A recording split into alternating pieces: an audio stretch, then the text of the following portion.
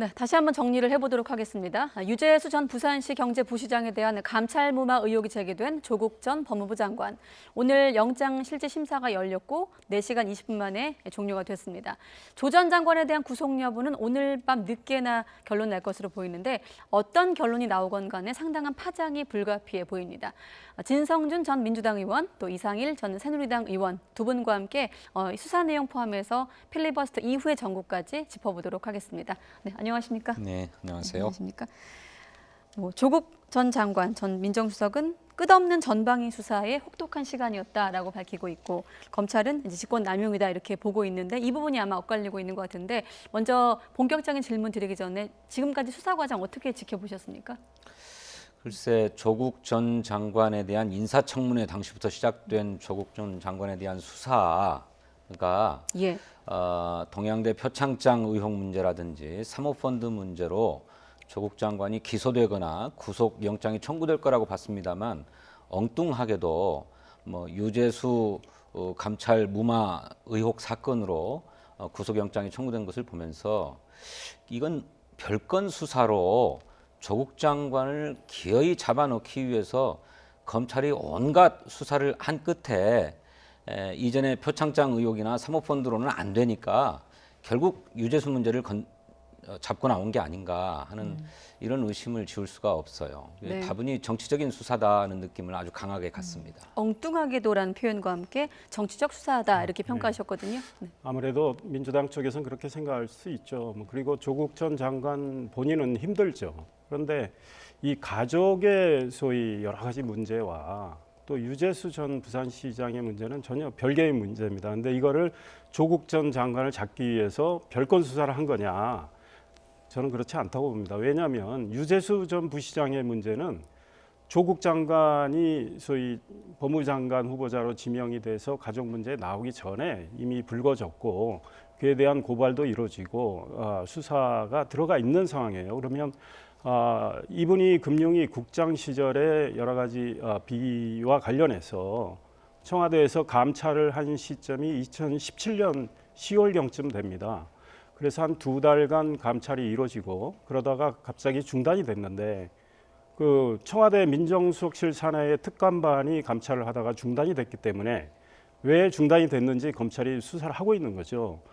그분이 이제 검찰이 수사를 해서 유재수 전 부시장 결국은 구속영장을 청구를 하고 소위 범죄가 상당히 소명된다고 그래서 범죄 혐의가 구속이 됐거든요. 그러니까 범죄가 제법 중하다고 볼 수 있어요. 물론 사법부의 판단을 기다려야 되지만 네. 그런데 그렇다면 감찰을 하다가 갑자기 중단된 까닭 그리고 유재수라는 분의 어떤 분입니까?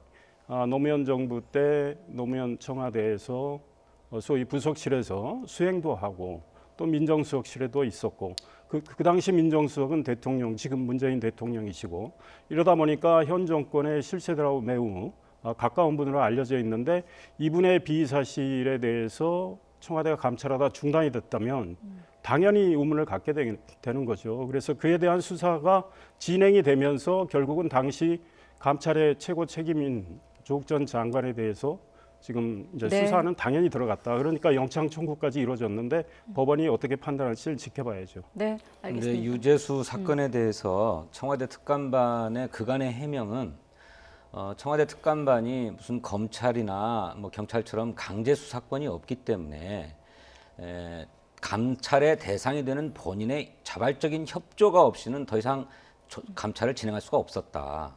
그래서 초기에는 한두 번 감찰에 응하다가 그 이후서부터는 휴가를 내고 잠적해버리면서 조사에 응하지 않았다는 것 아닙니까? 그래서 더 이상 조사를 진행할 수가 없는 상황에서 그러면 이걸 수사 의뢰를 할 거냐 아니면 인사 조치할 거냐 한 과정에서 인사 조치하기로 판단을 내렸다는 거잖아요. 이것이 결국 오늘 영장 청구 심사의 아주 핵심적인 문제가 될 터인데 당시에 그렇게 민정수석실의 결정이 직권 재량 범위 내에 있었던 것이냐 아니냐를 놓고 검찰은 벗어났다고 얘기하는 거고 청와대는 그렇지 않다고 얘기하는 거잖아요. 그러니까 그 말씀 맞고요. 오늘 그 점이 바로 최대 키 포인트예요. 그러니까 법원이 어떻게 판단할지는 지켜봐야 되는데 청와대가 그렇게 주장한다고 해서 그걸 사실이라고 믿을 수는 없죠. 검찰은 검찰대로 수사를 하고 있고 과거에 정부에서 뭐 최순실 씨 문제와 관련해서도 청와대의 주장과 검찰과 특검 수사 결과는 달랐단 말이죠. 그렇기 때문에 검찰이 그동안 수사를 해오면서 많은 소위 관련자들 지금 뭐 진술도 받았고 또 청와대의 소위 네. 협조를 얻어서 압수수색을 했지 않습니까? 자료들이 어떻게 얼마나 확보가 됐고 증거를 얼마나 갖고 있는지는 지켜봐야 되겠습니다. 그러나 검찰은 이미 청와대가 감찰을 그때 했을 당시 유재수 전 부시장에 대해서 휴대폰 포렌식도 했고 그 유재수 부시장의 비위에 대해서 상당 부분 범죄 혐의를 확인을 한 상황에서 감찰이 중단됐다.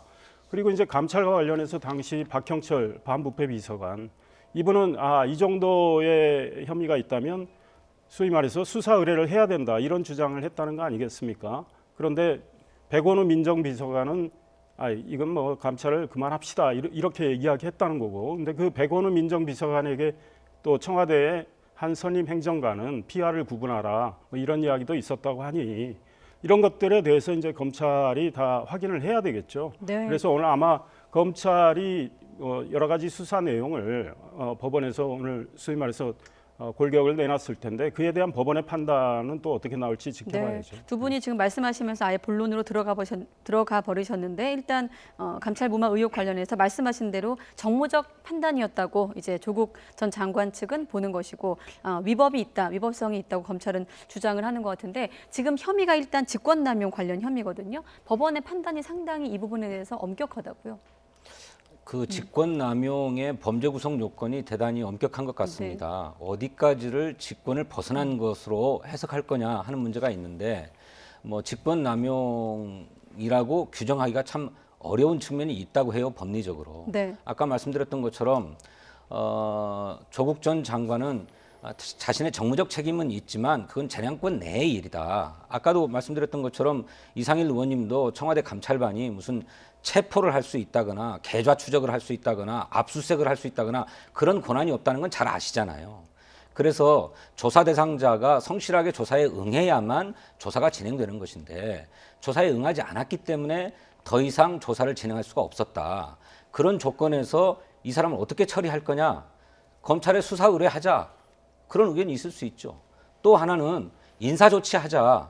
그런데 당시에서는 지금 검찰이 확인하듯이 이런 범죄 혐의가 명백하게 드러난 것이 아니기 때문에 개인적인 비리 문제가 있었기 때문에 인사조치하도록 하자라고 했다는 거잖아요. 이것이 과연 직권을 벗어난 것이냐, 남용한 것이냐 하는 문제에 있어서는 저는 다툼의 여지가 크다고 생각해요. 그런 점에서 오늘 구속영장 실질심사를 할 법원의 고민이 대단히 클 것이다 이렇게 생각합니다. 당시 청와대 감찰할 때 정말 무슨 일이 일어났는지 저희들이 알 수 없죠. 아마 검찰도 수사하면서 다는 모를 겁니다. 그런데 유재수 씨라는 그 인물의 비중, 그다음에 그분에 대한 감찰이 이루어지니까 뭐 소위 대통령의 핵심 측근이라는 분들 뭐 실명도 다 나와 있지 않습니까? 네. 그분들이 또 연락을 해서 뭐 소위 말해서 구명도 하고 했다는 건데 별일이 없는 걸로 감찰해서 이렇게 됐다면 뭐 그런 구명 운동이 있었을까요? 그리고요. 우병우 박근혜 정부 시절에 네. 청와대 민정수석 두 가지 혐의로 유죄를 받았는데 하나는 직권남용이에요. 근데 지금 조국 전 장관에 적용된 직권남용과 좀 성격은 다르고 이분하고 비교를 하려면 직무유기 혐의입니다. 그러니까 우병우 전 민정수석이 민정수석으로 있을 때 K스포츠재단, 미르재단과 관련해서 이 최순실 씨의 비리 의혹에 대해서 상당 부분 알고 있음에도 감찰을 하지 않고 놔뒀다는 거죠. 그래서 직무유기로 소위 처벌을 받아요. 법원의 재판부가 어떻게 이야기했냐면 최순실 씨 등 비행위를 충분히 인식하고 명백한 정황을 확인했음에도 진상 파악이나 감찰을 하지 않았다. 그래서 이거는 민정수석의 의무를 저버린 거다. 그래서 직무유기다 이랬는데 이 바로 재판부의 이 판결이 조국 전 민정수석에 적용이 될 수 있어요. 그러니까 우병우 전 민정수석은 소위 말해서 감찰을 해야 함에도 하지 않았기 때문에 직무유기가 되는 거고 조국 전 민정수석은 유재수 전 부시장의 비리 혐의에 대해서 어느 정도 확인이 되는지는 모르겠습니다. 비위 혐의에 대해서 확인을 해서 감찰을 계속해야 함에도 중단했기 때문에 이건 직권남용이 되는 거란 말이죠. 그래서 이런 문제와 관련해서 법원이 어떤 판단을 내릴지는 뭐 우리가 오늘 저녁에 네. 되면 지금 알수 이상인 있겠죠. 의원님께서 네. 먼저 말씀을 하셔가지고 제가 다음 질문을 네. 드리려고 했는데 바로 진 전 의원께 질문을 드리겠습니다. 우병우 전 민정수석과 물론 전 수석이라는 공통점이 있고 또 감찰과 관련한 부분이기 때문에 비교가 되는데 국정농단 사건과 또 바로 비교는 좀 무리가 있다 이런 의견도 있는데 어떻게 보십니까? 그러니까 잘 말씀하신 것처럼 우병우는 최순실의 비위 정황을 알고 있음에도 불구하고 감찰에 착수조차 하지 않았다는 것이고요. 그냥 아무것도 하지 않았기 때문에 직무유기로 처벌받은 것이고 조국 민정수석은 감찰에 들어갔잖아요. 그래서 감찰을 진행했어요. 그런데 더 이상 조사를 할 수 없는 한계 상황에 직면한 겁니다. 그러니까 왜? 그거는 유재수가 조사에 응하지 않았기 때문에. 그래서 더 이상 강제 수사권이 없는 조건에서 더 이상 조사를 진행하기 어려운 형편에서 어떻게 할 거냐를 놓고 판단했다는 거잖아요.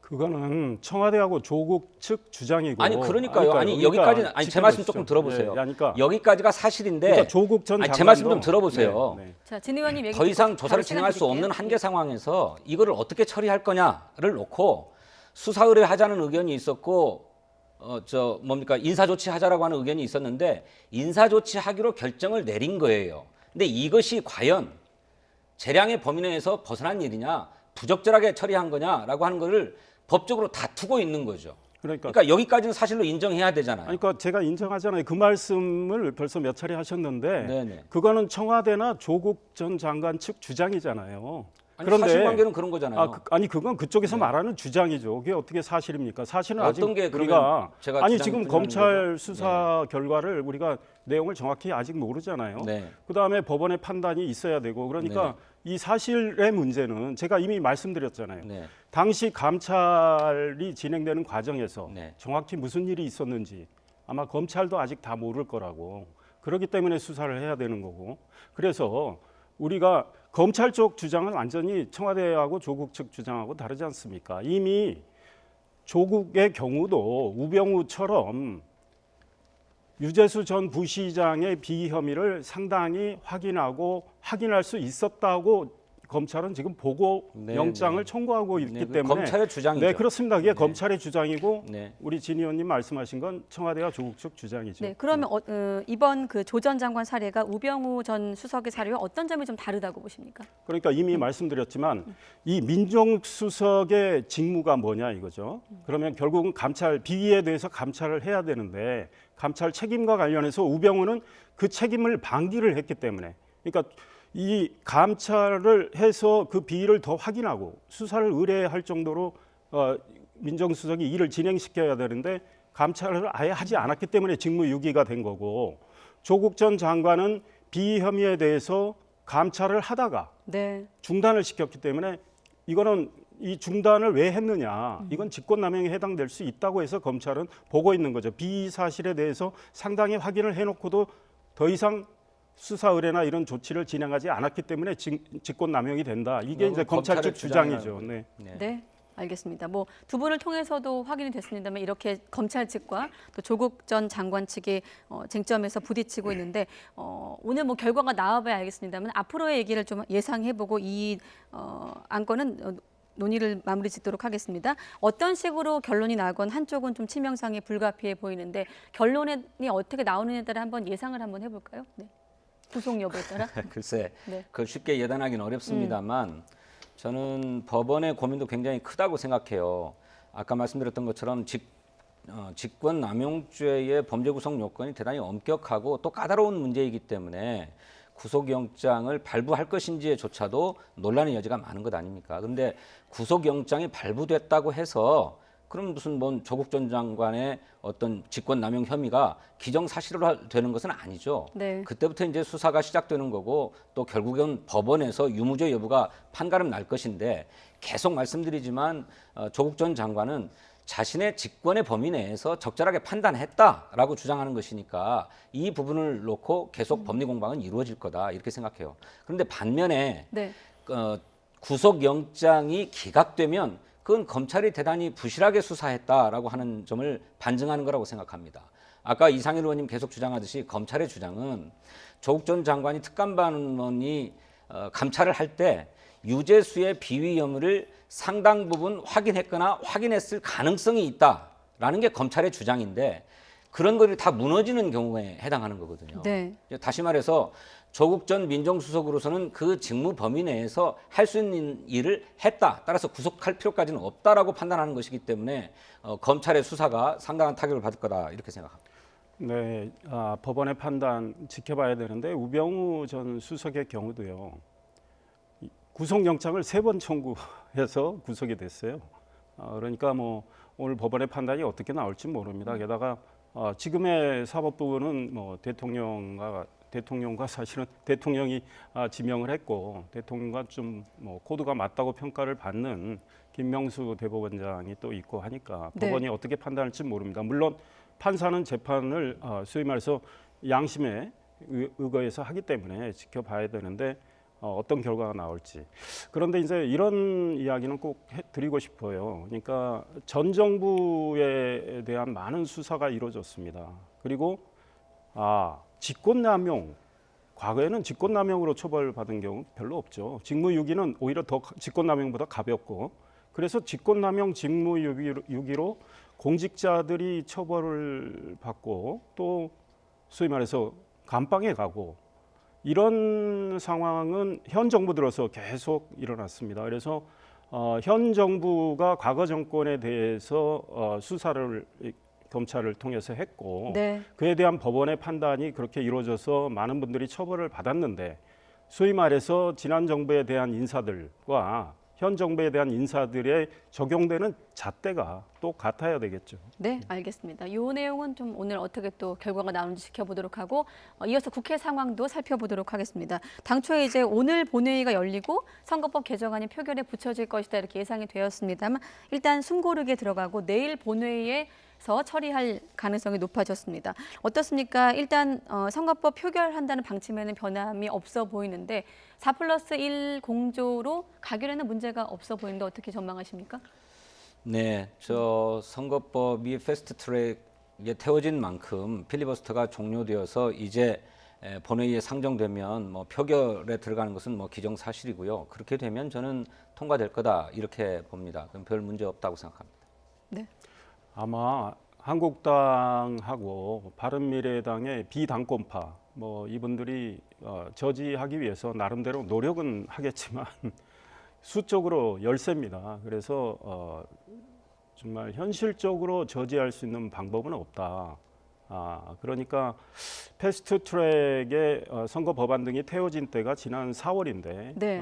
그 이후에 일련의 과정 그리고 지난번 예산안 처리 그다음에 이번에 선거법안 상정 그리고 내일 아마 처리가 이루어질 텐데 이 과정을 통해서 국민들이 이렇게 다수의 힘으로 계속 밀어붙이는 거에 대해서 아마 판단을 하실 것 같아요. 그래서 이 비판 세력이나 견제 세력의 힘이 너무 미약하다면 내년 총선을 통해서 그쪽에 또 힘을 실어줄 수도 있다는 판단을 하고 있습니다. 네, 한국당은 지금 선거법이 통과되면 헌법 소원을 내겠다는 방침도 밝혔고 또 비례정당 뭐 아시겠지만 비례정당 창단 얘기도 나오고 있거든요. 그러한 한국당의 대응에 대해서 어떻게 평가하십니까?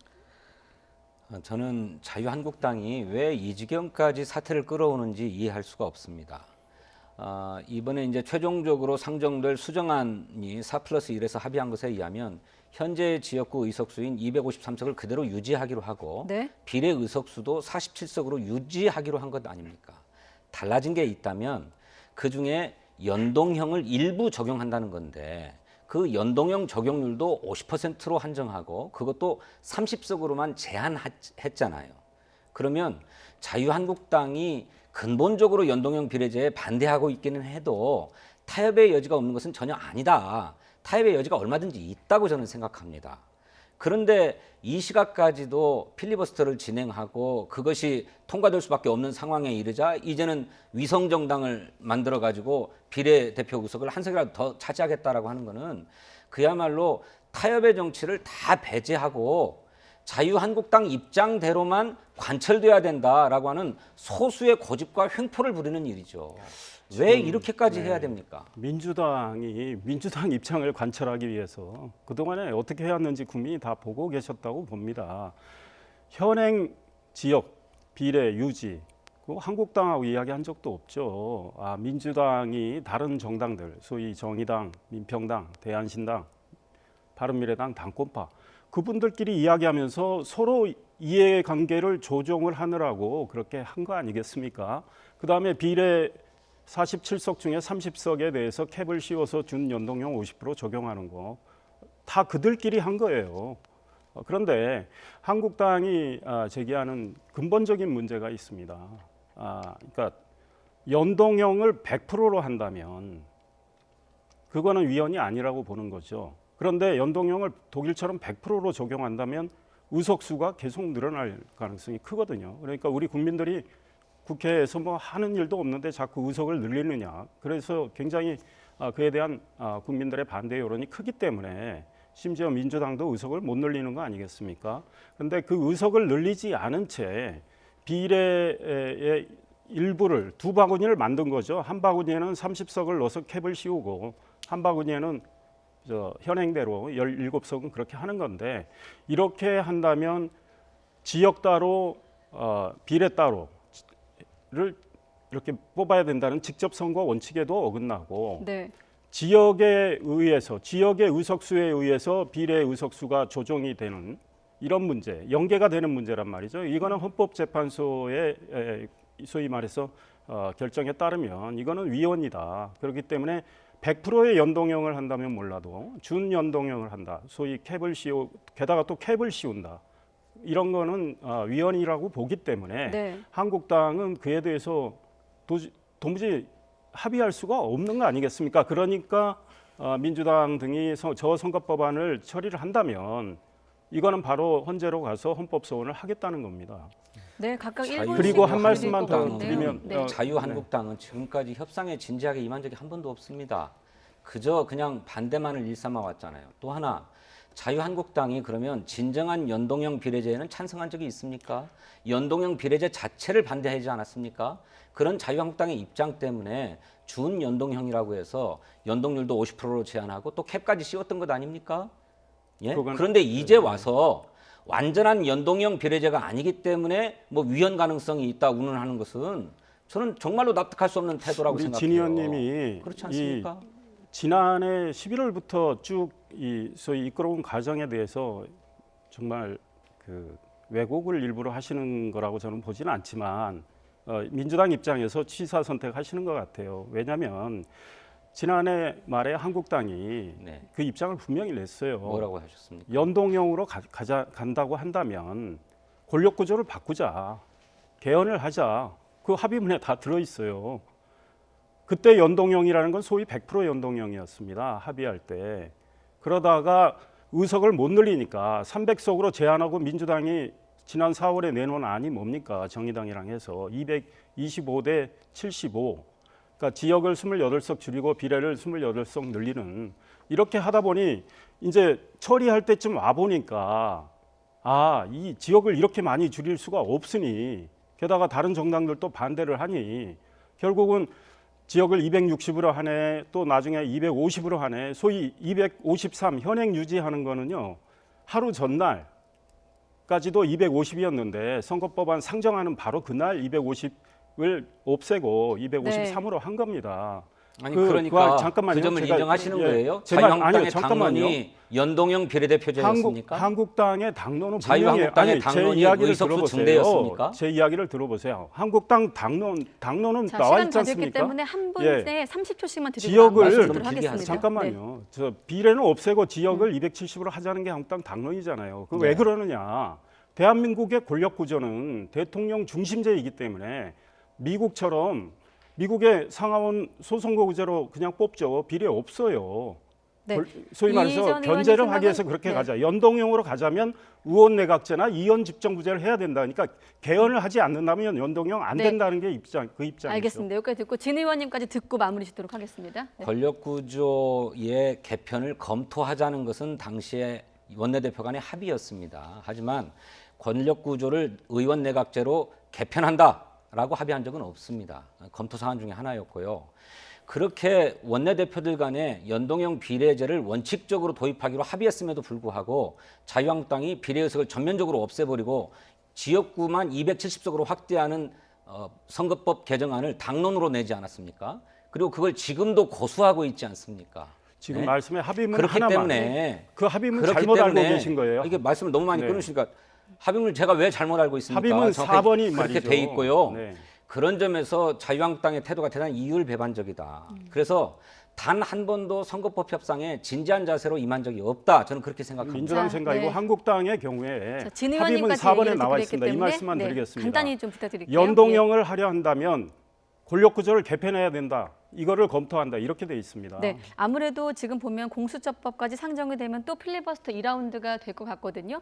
아무래도 좀 국회 상황을 미뤄봤을 때 두 분이 좀 자주 나와야 되지 않을까 싶기 때문에 다음에 또 시간이 되면 두 분과 함께 또 전국 분석하도록 하겠습니다. 네, 진성준 전 민주당 의원, 또 이상일 전 새누리당 의원과 함께 전국 상황 짚어봤습니다. 고맙습니다. 네. 네.